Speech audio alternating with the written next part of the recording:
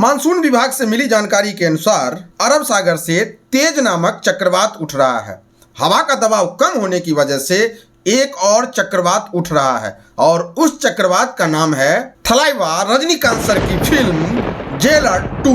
अभी अभी इस चक्रवात यानी कि जेलर 2 का अनाउंसमेंट वीडियो जारी किया गया है और इस वीडियो का टाइम लेंथ है 4 मिनट। ऐसा नहीं है कि 4 मिनट में सिर्फ इस अनाउंसमेंट टीजर को दिखाया गया, बिल्कुल नहीं। बेहद ही अतरंगी, बेहद ही अलग तरीके से इस टीजर का अनाउंसमेंट किया गया है। चलिए मैं बताता हूं। तो मेरा नाम है विपिन और मैं आपसे मिलता रहूंगा। ये है मेरा रूटीन। इस टीजर की शुरुआत होती है इसके जो बीजीएम जिनके द्वारा दिया गया है अनिरुद्ध और इस फिल्म के डायरेक्टर यानी नेल्सन साहब के द्वारा। ये दोनों मसाज देने वाले चेयर पे बैठे हुए हैं और आपस में डिस्कस कर रहे हैं और वो भी बेहद कॉमेडी भरे अंदाज में।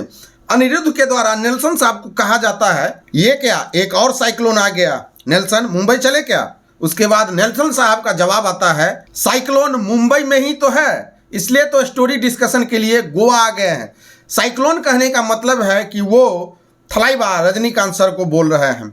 उसके बाद बहुत सारी वहाँ पे डिस्कशन हो रही है और एक कमरे में दोनों बैठे हुए हैं। उसके बाद जो भाई साहब होता है ना, ओ हो वो इपिक लेवल का है। उसके बाद कुछ गुंडे उस कमरे का खिड़की दरवाजा तोड़ते हुए अंदर गिरते हैं। उन पे चाकू की बरसात हो रही है, गोलियों की बरसात हो रही है।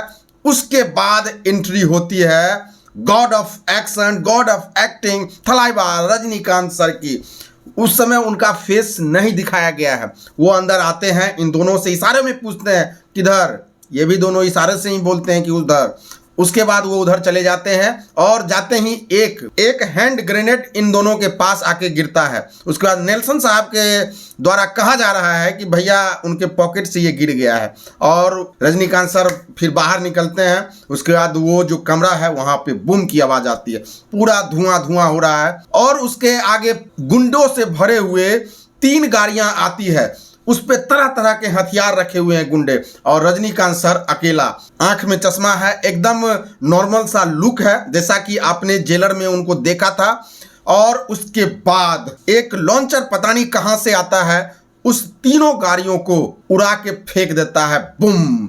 और उसके बाद बैकग्राउंड में अनिरुद्ध का दिया हुआ वो बीजीएम, बाप रे वाह, ओ माय गॉड, क्या बीजीएम है यार। मतलब एक होता है ना कि एक्टरों के लिए बीजीएम बनाना और एक होता है जो इपिक लेवल के हैं, जो क्या बोलते हैं यार, मैं डिस्क्राइब नहीं कर पा रहा हूँ। जैसे रजनीकांत सर हुए, अमिताभ बच्चन हुए, इन जैसे जो एक्टर है ना, जब उनकी एंट्री होती है और जैसा बीजीएम चाहिए वही बीजीएम है। बाप रे, जेलर में तो मज़ा ही आ गया था। क्या फिल्म था उसमें, क्या एक नॉर्मल इंसान देखने में काफ़ी बूढ़े लग रहे हैं फिल्म में यार, और एज भी तो हो गया है। लेकिन उसके बाद भी भैया रजनीकांत सर जो कर जाते हैं वो अच्छे एक्टर अभी कर कहाँ रहे हैं।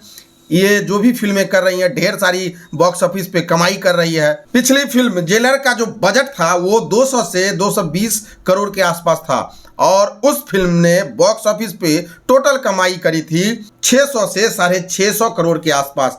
तो भैया इसी से तो पता चल जाता है कि उस फिल्म ने कितनी बड़ी हिट हासिल की थी और इस फिल्म का क्या होने वाला है। क्योंकि जैसे उस फिल्म में कंटेंट थे, उसमें डॉक्टर शिवराज कुमार सर का भी कैमियो था, मोहनलाल सर का भी था।